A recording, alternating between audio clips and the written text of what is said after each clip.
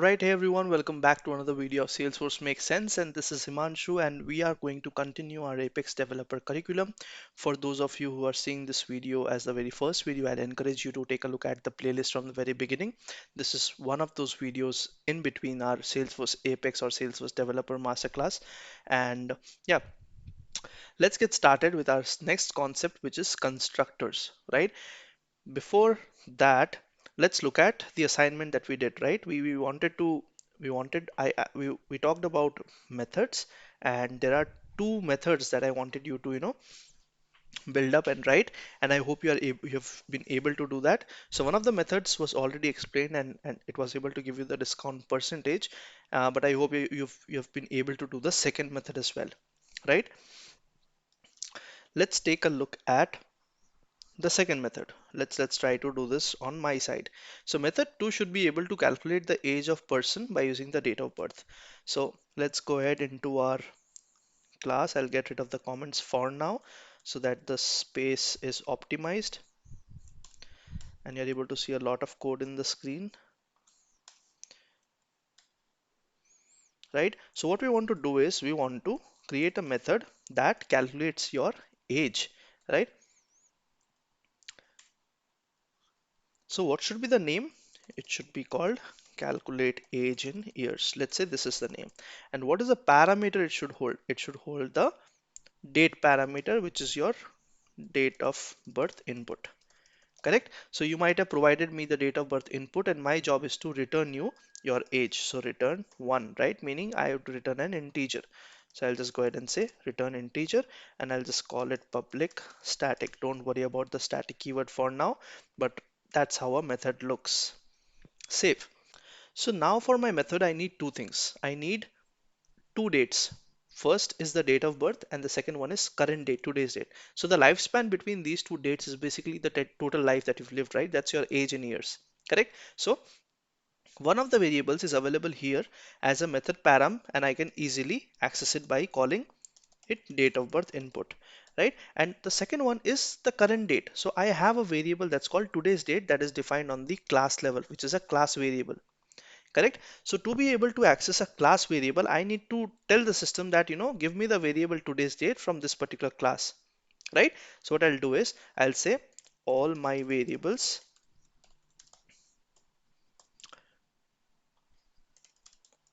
dot date of birth input is the variable that I need. So I'll say, sorry, it should be today's date, correct? So I'll say date current date is equal to whatever is today's date from the class variable. Let's try to save it and let's see if I'm able to get today's date inside the method. All good. So the reason I had to give it the class name is because it would not be able to understand today's date because it's on the class level. If I define a variable that's called date, today's date within the within the method, that's a different variable. And let's try to save it here. So this saved up fine. Now, if you notice, what did we do? We have a variable that's called today's date, but they are defined at two levels. First one being the method level and the second one being the class level, right? So this variable's scope is within this method. Okay, and this variable is available to be used in the entire class. Now if you notice, which method did I use? I used the method on the class level because I said give me the today's date variable from the class, all my variables. If I had just used it like this, today's date, it would access this variable right here. That's a method variable. So that's the difference between class variable and method variable. So can you have a class and a method variable with the same name? Yes, that's what we did, right? So I'm accessing today's date like this, or I can access the class level variable and I'll get rid of this particular value, right? I'll say save. So I have my current date and I have my date of birth input. Now what I can do is I can store the final difference, which is my age in years, by using a method that's called days in between. So there's a system method that's available that's called days in between, and I can simply say current date dot days in between date of birth input. So this is the method I wanted you to find out on your own. So once I do this and try to save my class, It says method does not exist, days in between. Let me just check. Days in between Apex, right? So if you see, this is the date class. I think it should be days between. So let's get rid of the in clause and I'll say days between. We'll also check the documentation, no problem. So let's say days between, and that's the method. So if I take a look at the date class, what I want to do is I want to find the difference, right? So there are a lot of methods available. So if there are a lot of methods available for date, what does that tell you? That tells you that date is also a class, right? So you have a date class available. So date dot the method name within brackets you're passing the parameter. So you understand that nomenclature, you understand how it works. So you have the dot variable, right? Which means you might have a class before it. So I understand that this is a variable, but this is a variable of type date, and date is a class defined by the system, right? So days between is that method. So if you take a look at the date class, you'll notice that days between is a method, and it returns the number of days between the date that called the method and the specified date. Okay, so you can check the number of days that are between two different dates, and you have more methods available. You can find today's date. You see, we did that. We found today's date also by using system.today. That's available on system.today. If I did date.today, even that would work. That would give you the today's date using the date class instead of system class.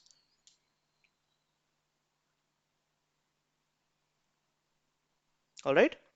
What other methods do you have? You have start of month, value of. If you want to convert a string date into a date variable value, you can use the value of. If you want to create a new date altogether, if you want to construct a date by three parameters, year, month, and day, you can use the new instance, right? If you want to calculate what are the number of months in between your two dates, you can use months between.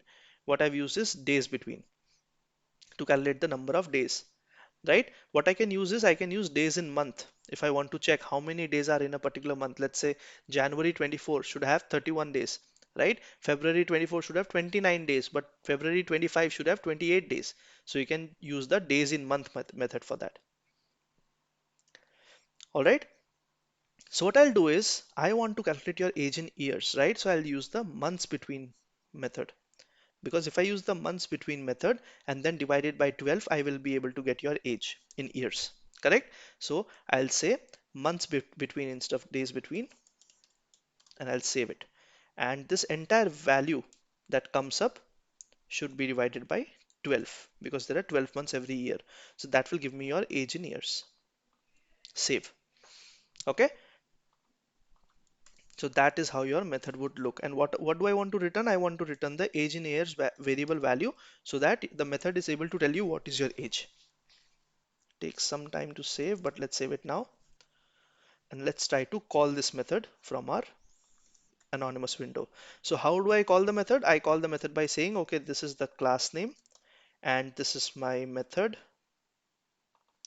that I want to access, and I want to give it a date, right? So the date parameter, I just want to construct a date, correct? So I'll just use the new instance class method from the date class. So I'll say date dot new instance, and I'll just give it three parameters. The three parameters should be year, month, and day. So I'll say 1992 month and day. So it will be able to calculate the difference between this particular date I've given to today's date and give me the final value. All right. So let's try to store it in an integer variable, my age, and let's print it out. So printing it on the console means writing a debug statement, right? So I'll just say my age and say execute. So first of all, it should execute fine, no errors, good. Let's see if the log got generated. Yes, the log is generated. Let's look at the debug statement. It says your age is 32. Perfect. That's a good amount of age. By the way, that's not my age, right? Now, what did I ask you to do a bit extra? I wanted you to give it a message saying your age is 32 years. I wanted you to do this, right? Not just the age. So how do you return this? You have to return a string value because it's not an integer anymore, right? So you have to return a string value. So what you'll do is you'll create a string variable returned value equals what you'll do is you'll say your age is, put a space, and you can add the age in years here. So this is how you are concatenating string and integer, and you can basically return the final string value by saying save. So now what will happen is, because your method returns a string type and you have defined the string with this static value along with the age in years, this is the final value it would return, not just the age. Let's execute it one more time. Let's change the date to 1994. Let's say execute. Now it says illegal assignment from string to integer. So you notice what we have done is we have used string here and we have used integer here, right? In order for the system to understand what are you putting on this particular string value, it has to be a string, again strongly typed. So what you need to do is, this is a integer variable, you need to convert it to a string. So what you'll do is you can use a method that's called string.valueOf. Now understand, whenever I say method, you are seeing this syntax everywhere, right? If I were to tell what is this, will you be able to explain it to a 5-year-old? Yes, you should be able to now. So Himanshu, this is from the string class. It uses the method that's called value of, and it takes one parameter age in years. And I think what it will essentially do is convert the integer to a string value. So then this is also a string. This is also a string. It is getting assigned to a string, so I'll not get the illegal assignment error. So let's execute now.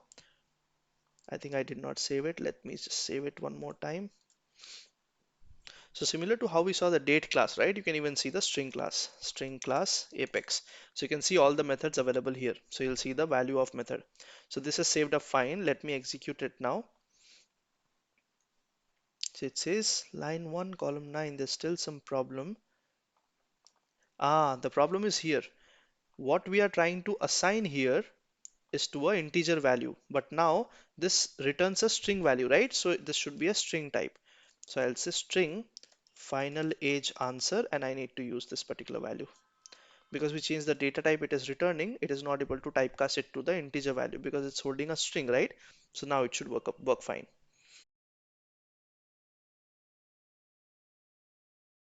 So the log is loaded. Let's click on the debug only, and your age is 30 years. So if you notice now, it's giving you the entire statement, but it is giving me a negative sign. Did I make a mistake?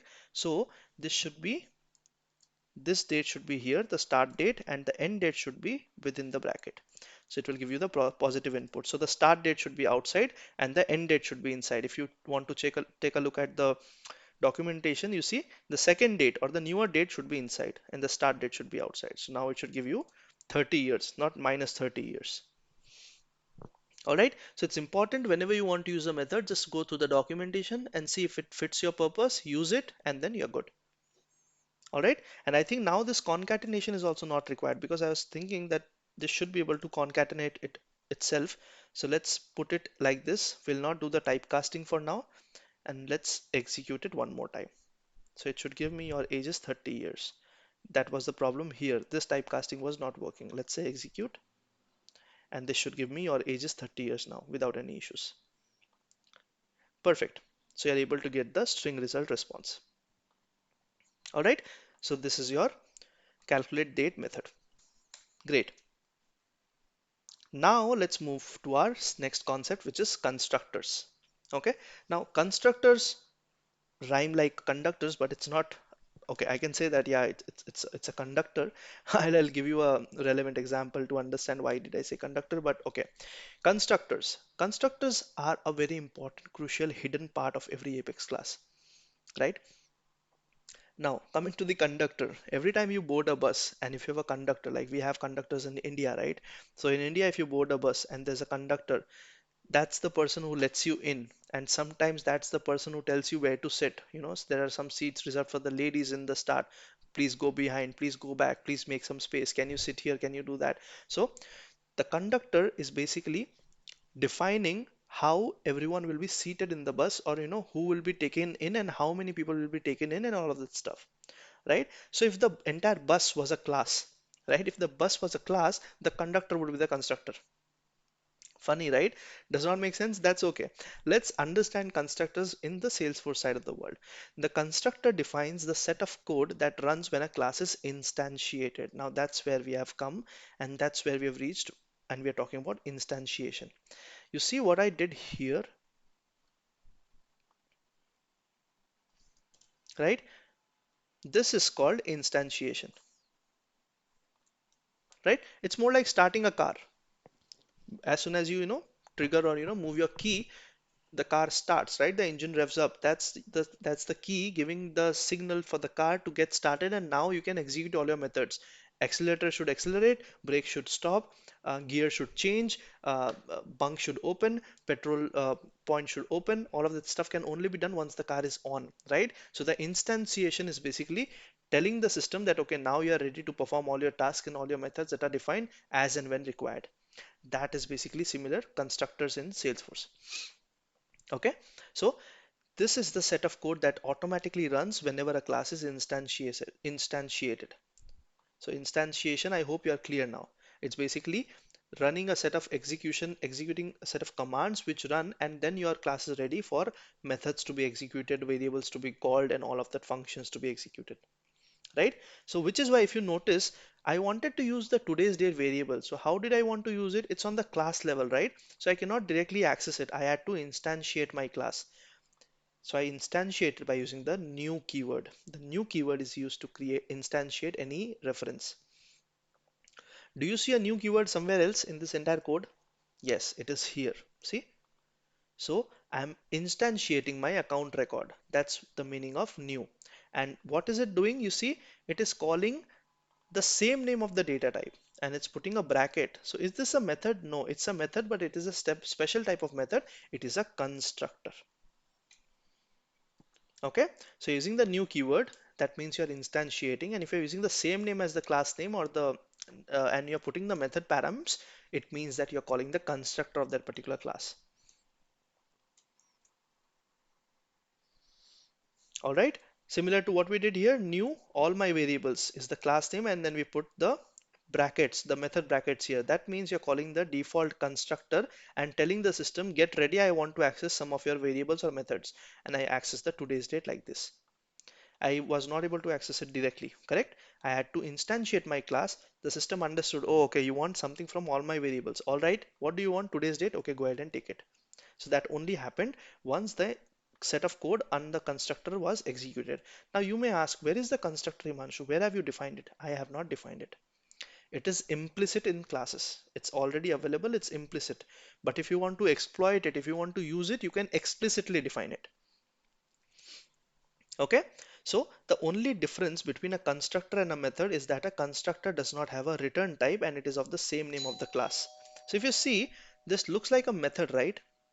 Because it has the bracket, it has the name, but it is not a method, it is a constructor. Why? The name is same as the class name. All right, and it will not have a return type. So if you have to define a constructor, how did we define a method? We defined by putting a keyword, access modifier, return type, params, and then the name. So the only difference is if you want to define a constructor, the method name will be the same name as the class name. You have your brackets, you can put parameters, and you don't have a return type. That's it. And if you save it, this is your constructor. Okay, so I don't have to define it. It's implicit and it is executed every time. But if you want to use it for any purpose, you can define it also. All right, so this is a constructor and this is a method. The constructor executes every time a class is instantiated. So that's the first thing that executes. A method executes only when it is called. Correct? That's the difference. So you can do 10 things here. More like your prep work. More like you're setting up things. Okay, initialization, right? Going back to my example of making pasta, so you have defined variables, right? Cheese, let's say you need cheese, you need milk, right? You need pasta. So what you can do is you can initialize that I would need cheese as 50 grams, let's say, right? For 4 people, yeah, don't think that I am eating 50 grams of cheese. Pasta would be, let's say, 200 grams, right? Milk, let's say, would be 50 ml. So you're initializing. You're telling the system that I'm about to make pasta, but you get ready with this number of ingredients in this number of quantity. That's what initialization or setting up things or prep work means. And where can that be done? That can be done within the constructor. Make sense? All right. And to instantiate any class, you need to use the new keyword. So you see, to instantiate any class, you need the new keyword. All right. So if you want to call this method, you have to instantiate your class and then you have to call the method. If you want to call this variable, you have to instantiate the class and then you need to call the variable. All right. You can define a constructor, but if it is not defined, there's a constructor present for every class. It does not have any arguments. If you see, there are no parameters defined here. And if I write it or if I don't write it, it's the same thing. It will still execute because it is implicitly defined by Salesforce. I can skip it. I don't have to write it. I can skip it and save it.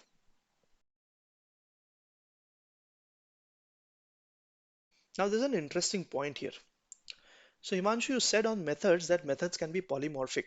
So can the constructors be polymorphic? Yes, the constructors can also be polymorphic. What does that mean? That means that I can call a constructor and I can say Boolean, is this correct? Right? I can create another constructor but with polymorphic capabilities, meaning I use another variable here and save it. So if you see, I should be able to save it, but there will be a catch. But can I make my constructor polymorphic for initializing things in a different way? Yes, I can do that. Okay. But if I am doing polymorphism, if I'm creating constructors with different parameters, it is then required for me to write the default constructor also. Okay, so if I was not writing any polymorphic constructors, I did not have to write the basic constructor, right? All my variables with the empty params. But if I'm doing something like this, if I'm creating any constructor that is polymorphic, I also have to explicitly keep the default constructor also. That's mandatory by Salesforce. Or else it will give you an error that the constructor, which is the basic one, is not defined. So now I have defined it and I'm trying to save it. It should save up fine. Okay, so what is the use of this? If I don't want to declare or if I don't want to, define the values here, I can get rid of the definition here. Sorry, the declaration. What I can do instead is I can simply call my variable, is this correct?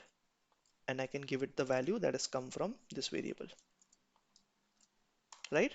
And try to save it. I can do the same for the second type of constructor. And I can say today's date equals today's date. Save. So if you see, I've kept the variable names same, but how does the system understand that I'm trying to reference this variable and setting it with this value here? What you can do is you can use the this keyword. This keyword tells the system that whatever is the class variable in this instance, I'm trying to set the variable of that particular class to whatever variable has been provided here. That is what it means. So I can say this dot is this correct. What does this mean? This means it is referring this particular variable, and this is referring this particular variable param here. So now system will be able to understand that the variable value that comes here has to be assigned to the class variable that's defined here. As simple as that. Okay. And on the basic one, what you can do is you can simply say this dot is this correct equals false. This dot my account record equals new account, and this dot today's date equals system dot today. So you can do your basic setup here. Save. So you see, now you have three different constructors, one being your implicit constructor without any params, and there are two with two different polymorphic behaviors. Now you can call any one of them based on your understanding, based on your requirement. Okay, and now I hope you understand what it means when you say new all my variables. So now if you see, what does this mean? This means that all my variables is getting instantiated and it is using the default constructor. So the variable value of today's date will be system.today. Okay, if you want, you can call the other constructor. So if you just say false here, which constructor will be called now? The constructor that has one parameter which is of type boolean, this one.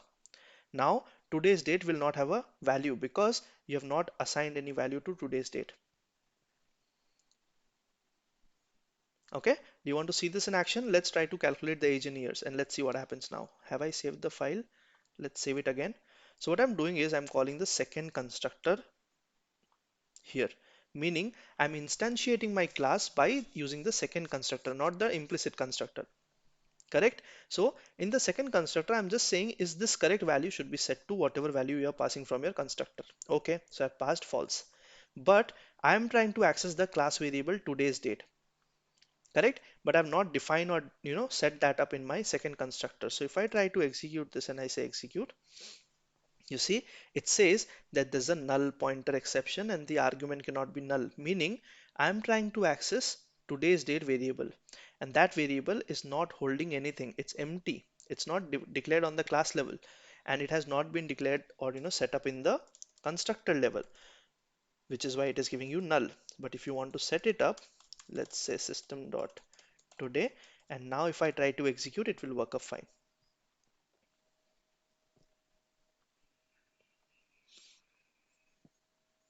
Okay, if I now try to execute, it will give me today's date. So executed fine and it is able to run the log, no errors, right? It is able to give me the date, right? If I were to call the second constructor or the third constructor with my values 2024 05 05, now what will happen? It will, which constructor will it call? First one, no. Second one, no. Third one, yes. Why? Because the constructor version it is trying to use is the one that has two variables, two params. Which one is it? This one. First one will be set to false, and today's date would basically be this particular date I'm trying to pass, and it will be set to the date variable here. And now if you see, the calculation will be different because now it is taking a different date that I'm trying to set from the constructor level as part of my prep work, as part of my initialization. So if I try to execute this now, I should not get 30 years of age now. I should get a different age. Let's see. Sending. So if I say debug, it says your age is 30 years. Why is that? The current date, today's date. Oh, okay. So this is like, let me just put a different year. Let's put 2000 and let's try to save it. Now it should give like, probably 8 or 9 years based on what I've input on the date of birth input. Let's execute it again. So 1994 to 2000 should be 6 years, right? Let's try to see. Execute. So you see the age is 6 years now. So whatever value I have given to the constructor, it has been able to initialize that as part of the constructor initialization and instantiation, and only then it has gone to access the variable and then done the calculations. So that is the power of constructors. You can define and so you can set up things before you want to use it. So all your class variables can basically be initialized. That's the whole purpose. And you see the class variables are getting initialized in different versions. So whichever version you want to use, you can use. So based on different places, when you want to instantiate your class, based on the requirement, you can call the third constructor, you can call the second constructor, you can call the first constructor, you can do that. And your variable values will be accordingly stamped based on what you have done inside the constructor. And if you don't want to do any constructor work, just remove all of it and the basic default constructor will automatically run. Okay. Now Himanshu, is this necessary that in my constructor I have to declare and define all my variables? No. See, here only two of them are defined. I have not defined the my account record. It's still working fine, right? So it's not necessary to define and declare all of your variables inside the constructor.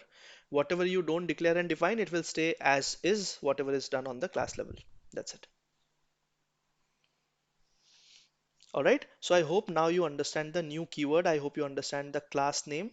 So some two or three things about the constructor. The implicit one is always there. You don't have to explicitly write it.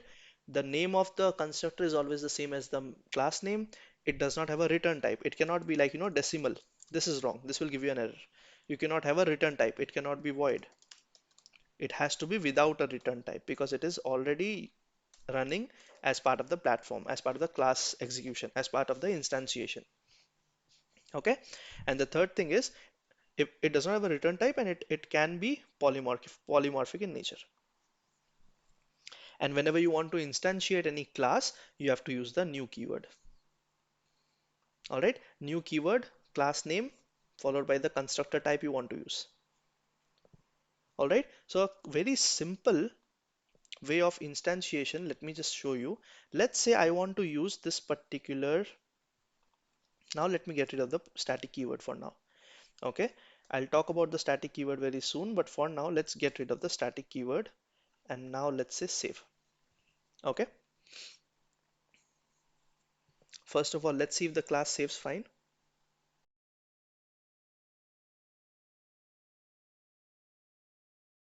So the class has saved up fine. And now what I want to do is I want to call this public method from somewhere else. All right. So I'll go to my access modifiers class, and inside this method, I'll just try to call my method. So I'll say, if I want to call this method now, how will you call it? So you'll say, Imanshu, I need to instantiate my class. That's correct. So what we'll do is we'll do the instantiation. So my variable class instance equals new all my variables, and I'll put a bracket. You see, I've done my constructor. So my instance is created, correct? And now I can use this instance with the dot operator to call all the available options in my class. So I'll say calculate age in years is what I want to access, and I'll pass in a date parameter. So I'll say system.today. That is my date input that I'm wanting to pass. Okay, and I'll try to save it. So let's see if this saves up fine. So first line is my instantiation. Which constructor did I use? The default one, right? Because there are no parameters. What is it saying? So it says void all my variable is not visible. So if you notice, my constructors are not visible. I have to say public. Okay, so you see the constructors will also need access modification. By default, they were not given any value, so they were private to this particular class. If I want to access them outside of the class, the constructor should also be made public. All right, and now once they are saved here, I should be able to save it here.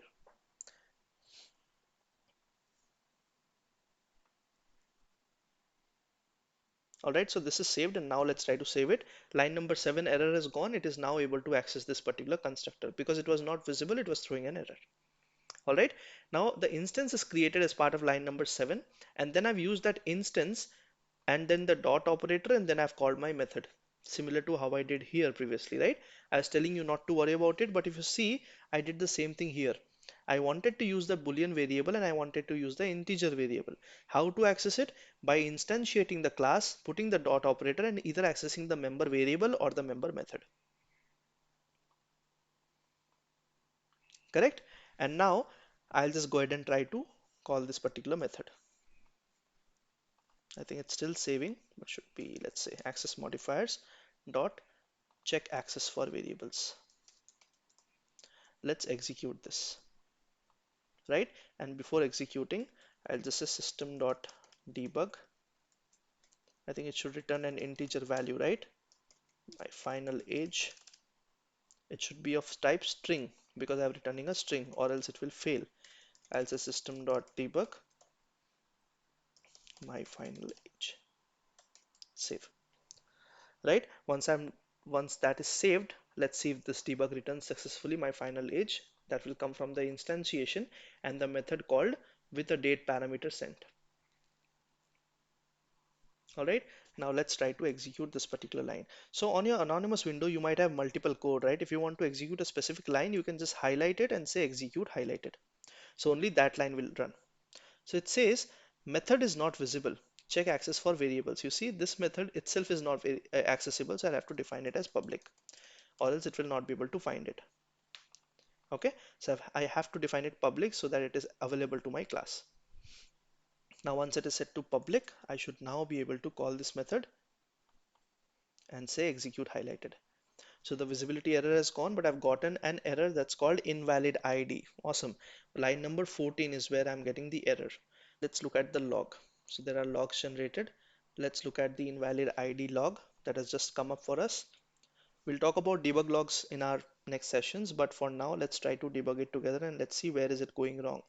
So it says check access for variables line 4 and then variable and keywords line 11. So all my class variable and keywords. Okay, let me get rid of this particular lines. Maybe something is wrong there. Let's run it now. So there was some previous code written, right? Let's get rid of that. Maybe something wrong there, and let's try to now execute it. Okay, so this is now executed fine. There was something wrong with the previous code. And let's now click on the debug only check, and I should see that my age is minus 24 years. Okay, so the idea is that the instantiation works fine, and I'm able to get the total difference, which is a method created in another class using its instance and sending the parameters from here. So that's basically the whole concept. If you understand this, calling a method from one place to another, then using that method, defining the right kind of access, setting the right kind of values, doing the typecasting, doing the data type declaration, fine, half of the job is done. So now you have to write a template of a class, you have to write methods, you have to declare variables, what kind of variables should they be. The only part remaining is now actually, writing the methods. And once you know SOCL and SOCL, right? And once you know a bit of logic, how to build up logic, you're good to go. And that's the entire scope, right? That's the entire brains you have to put. Yes, obviously, like specific technical functions and business functions require you to write code smartly, write code in a way that it is optimal, it is bulkified, it serves the purpose, but that comes as the next level. In terms of the basics, that's all you need. This is what you need. Okay, great. So we have talked about constructor and we've understood it pretty well, pretty in a vast manner. What I want you to do now is I want you guys to write two constructors. All right, I want you to define a class and there should be two constructors in it and there should be a method. All right, you need four variables. Create any four variables that you want and you define two constructors and one method. Now constructor one should reference the two class variables and set the values for them, and the constructor 2 should reference all the four class variables and set the values for them. Okay, and then I want you to write a method in the same class that instantiates your class with the second constructor so that all the four values are initialized. What I want you to do is, as part of this method, write four debug statements and see what the value is on each of the variables. If your instantiation, your constructor worked perfectly, you should see the value showing up on your debug logs for each of the variables. All right, try doing this and I think you should be able to do it based on what we have learned. Awesome, perfect.